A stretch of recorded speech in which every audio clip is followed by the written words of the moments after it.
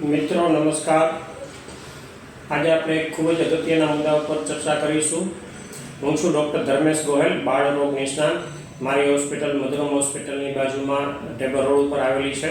મારી હોસ્પિટલનું નામ છે નક્ષત્ર બાળકોની હોસ્પિટલ।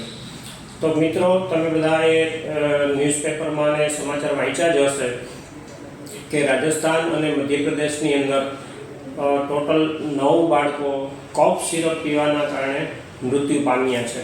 આ ખૂબ જ દુઃખદ બનાવ છે અને આ દુઃખદ બનાવમાં મૃત્યુ પામેલા તમામ બાળકોને હું મારા તરફથી શ્રદ્ધાંજલિ પાઠવું છું। અને મિત્રો, આપણે ચર્ચા કરીશું કે આવો બનાવ શું કામ બન્યો અને આવો બનાવ ન બને એના માટે આપણે શું શું કાળજી લેવી જોઈએ। તો આવો બનાવ બનવાનું કારણ એ હતું કે જે કફ સિરપ હતી એની અંદર એક ઇન્ડસ્ટ્રીયલ કેમિકલની ભેળસેળ હતી। એ ઇન્ડસ્ટ્રીયલ કેમિકલનું નામ છે ડાયઇથિલિન ગ્લાયકોલ।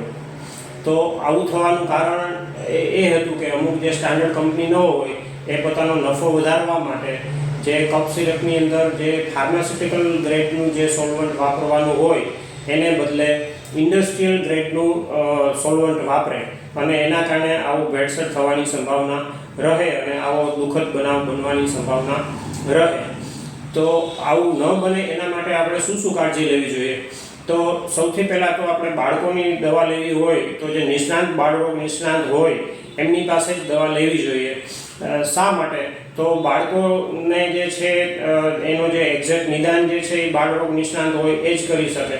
બાળકોને કઈ દવા દઈ શકાય, કઈ દવા ન દઈ શકાય, કઈ દવા કેટલા પ્રમાણમાં, કેટલા ડોઝમાં દઈ શકાય, આ બધું જે નોલેજ જે છે એ બાળરોગ નિષ્ણાંતને જ હોય છે। એટલે જો આપણે નાના બાળકોની દવા બાળરોગ નિષ્ણાંત પાસે જ લેવાનો આગ્રહ રાખીએ તો આવા બનાવો બનવાની સંભાવના ઘણી ઘટી જતી હોય છે। અને સરકાર પણ જો યોગ્ય કાયદાનું અમલીકરણ કરે અને યોગ્ય સર્વેલન્સ કરે તો પણ આવા બનાવો અટકી શકે છે। અને મેડિકલ સ્ટોરમાંથી આપણે જે ડાયરેક્ટ દવાઓ ઘણીવાર લઈ લેતા હોઈએ છીએ તો એ ખૂબ જ ખોટી પ્રેક્ટિસ છે। કારણ કે મેડિકલ સ્ટોરની અંદર કોઈ પણ ક્વોલિફાઈડ ડૉક્ટર હોતા નથી, એટલે એ જે દવાઓ આપે એ એકદમ પરફેક્ટ નથી હોવાની। અને ઘણીવાર મેડિકલ સ્ટોરવાળા પોતાનો નફો વધારવા માટે જે સ્ટાન્ડર્ડ કંપનીની દવાઓ આપવાના બદલે નબળી કંપનીની દવાઓ પણ આપી દેતા હોય છે અને એના કારણે પણ આવા બનાવો બનવાની સંભાવના રહેતી હોય છે। તો મિત્રો, આપણે જો થોડીક કાળજી લેશું તો આવા દુઃખદ બનાવો ન બને। અને જે બનાવ મધ્યપ્રદેશ અને રાજસ્થાનમાં બન્યો છે એ બનાવ આપણે ત્યાં ન બને એના માટે આપણે અમુક કાળજી રાખીએ તો એ આપણા માટે સારું રહેશે। અને આ એક માત્ર કફ સિરપ પૂરતી જ વાત નથી। આ તો કફ સિરપમાં આવો બનાવ બનેલો છે, પણ આવો બનાવ બીજી કોઈ પણ દવાઓમાં પણ આવો બનાવ બની શકે છે।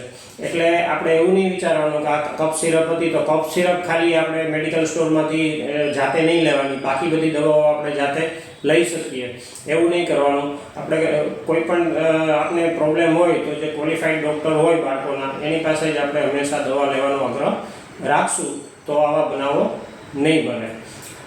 જો આ વિડીયો આપને પસંદ આવ્યો હોય તો જરૂર આપ લાઈક કરજો, શેર કરજો અને આવા વિડીયો વિશે આપનો અભિપ્રાય જરૂરથી આપજો। નમસ્કાર મિત્રો।